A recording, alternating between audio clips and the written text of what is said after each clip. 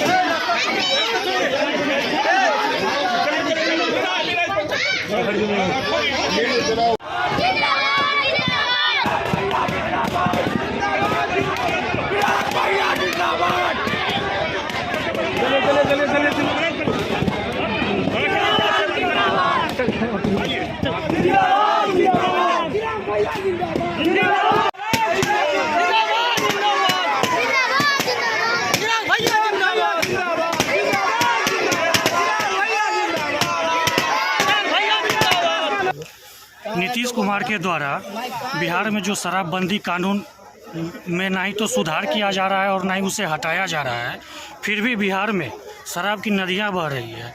आपके द्वारा जो कल से जो आंदोलन किया जा रहा है, इस आंदोलन के माध्यम से क्या मांग है आपका? भाई यही मांग है कि मुख्यमंत्री निकले अपने हवा महल से, अपने शीश महल से बाहर आए और आकर देखें कि भैया जहरीली शराब से पीड़ित परिवारों का क्या हाल हो रहा है, जिनकी मृत्यु हुई। आप बोलते हैं महिला के लिए आपने कानून बनाया, आज अगर कोई रो रहा है तो महिलाएं रो रही हैं।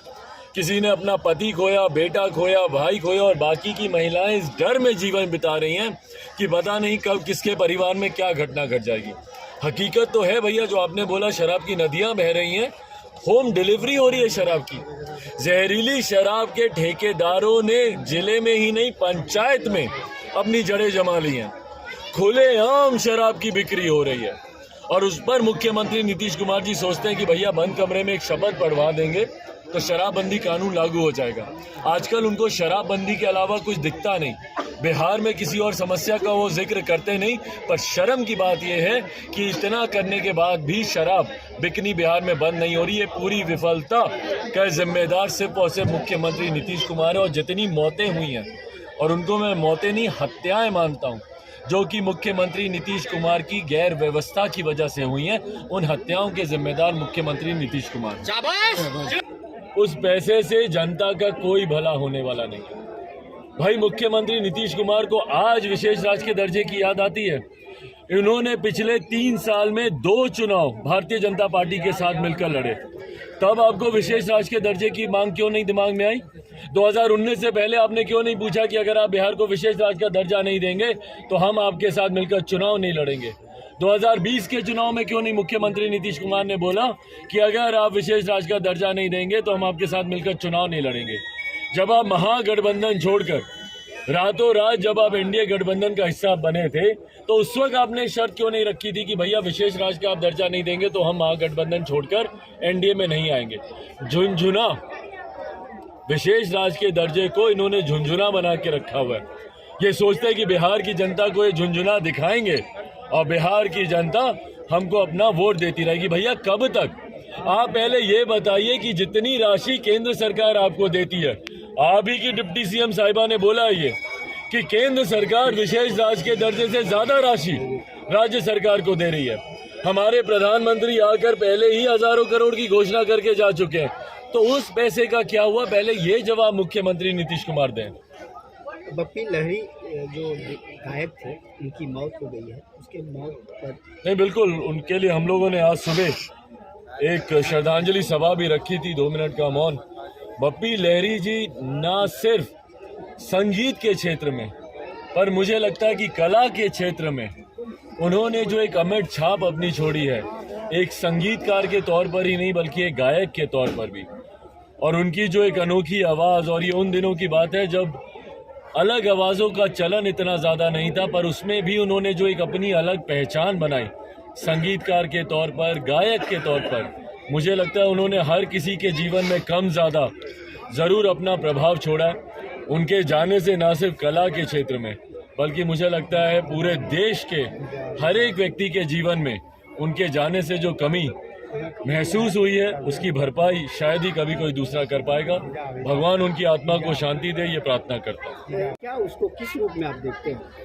बहरहाल इसमें कोई ताज्जुब आश्चर्य की बात किसी को होनी नहीं चाहिए। मुख्यमंत्री नीतीश कुमार जी को सिर्फ एक ही रास्ता आता है, वो है लाठी चलाना। जब शिक्षक आवाज़ उठाते हैं अपने उचित अधिकारों को लेकर तो उन पर लाठियां चलाई जाती हैं। जब छात्र अपनी आवाज़ उठाते हैं तो उन पर लाठियां चलाई जाती हैं। अभ्यर्थी अपनी आवाज़ उठाते हैं तो उन पर लाठियां चलाई जाती हैं। हाल फिलहाल में आप लोगों ने देखा होगा निरंतरता में आरआरबी एनटीपीसी के छात्र हों, उन पर लाठियां चलाई गई। एसटीईटी के छात्र निरंतरता में अपनी मांगों को लेकर प्रदर्शन कर रहे हैं, उन पर लाठियां चलाई जाती हैं। 19 लाख रोजगार का वादा कर ये सरकार आई थी। आज अगर इन्होंने 19 आदमियों को भी रोजगार दिया होगा तो बहुत बड़ी बात होगी।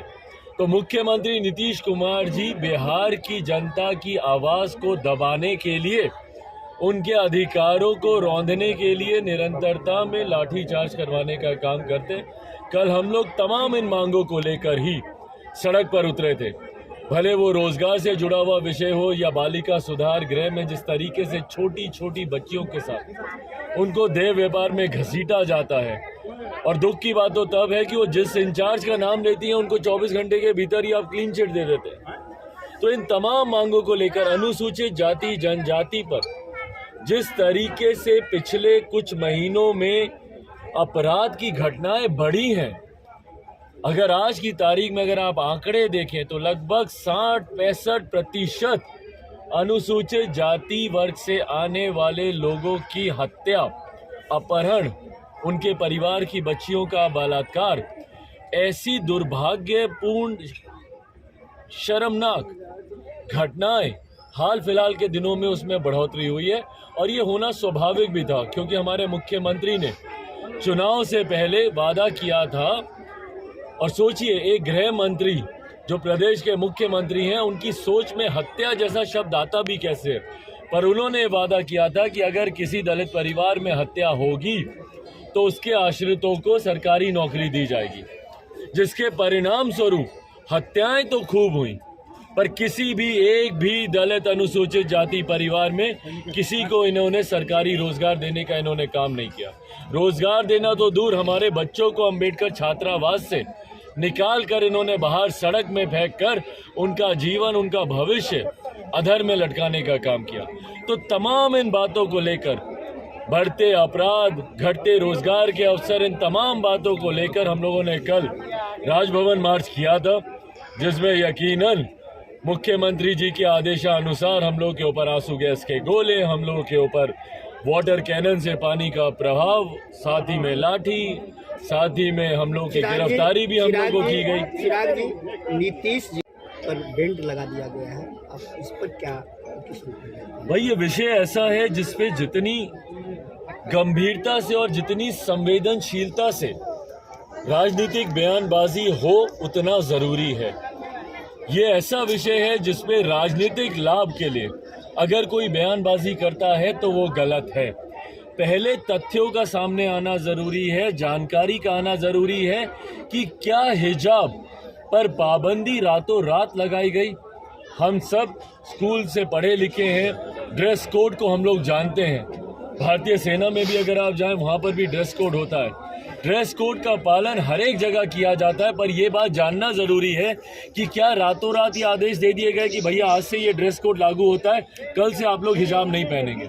क्योंकि ड्रेस कोड अमूमन किसी यूनिवर्सिटी में, किसी इंस्टीट्यूशन में या किसी इंस्टीट्यूट में पहले से ही निर्धारित होता है और उसके हिसाब से छात्र या उस संगठन से जुड़ने वाले लोग पहले ही निर्णय ले सकते हैं कि क्या वो उस ड्रेस कोड से कंफर्टेबल हैं कि नहीं। अगर वो कंफर्टेबल नहीं है तो वो उस इंस्टीट्यूट में नहीं जाएंगे, किसी और जगह चले जाएंगे। पर अगर ये रातों रात अगर ये फैसला लिया गया है और ये रातों रात हिजाब पे पाबंदी लगाई गई है तो ये भी गलत है। पर अगर पहले से उस इंस्टीट्यूट की परंपरा रही है और उसका एक अपना ड्रेस कोड रहा है तो उसके बाद राजनीतिक लाभ नुकसान के लिए, क्योंकि 5 राज्यों में चुनाव चल रहा है, और ये कुछ लोगों को सूट करता है कि भैया हिंदू मुस्लिम को लड़ाओ और अपना अपना वोट बैंक साधो। अगर ये वोट बैंक की राजनीति है तो ये बहुत गलत है। क्या उद्देश्य है यहाँ दौरा करने का? देखिए, आज तो खैर एकदम ही व्यक्तिगत पारिवारिक कारणों से आया हूँ। आज अपनी बहन के घर, अपने जीजा जी के यहाँ आया हूँ। मेरी भांजे के जन्मदिन भी है और मेरी मदर भी आई हुई हैं। तो सारे जितने भी रिश्तेदार हैं, कल हम लोग अपनी बुआ के यहाँ भी जाने का कार्यक्रम है, खैरता, वहाँ जाऊँगा। परसों अपने पैतृक गांव शहर बन्नी जाऊँगा। तो बहरहाल आज तो यहाँ पर आने का उद्देश्य पूरी तरीके से पारिवारिक है। काफ़ी समय से पिताजी के निधन के बाद से बुआ के घर, यहाँ पर अपनी फुफेरी बहन के घर हम लोग आए नहीं थे उसके बाद से। तो इसीलिए आज बस उनसे मुलाकात करने और इसी बहाने तमाम जो आसपास के गांव के लोग हैं उन सब से भी भेंट मुलाकात करने का उद्देश्य है।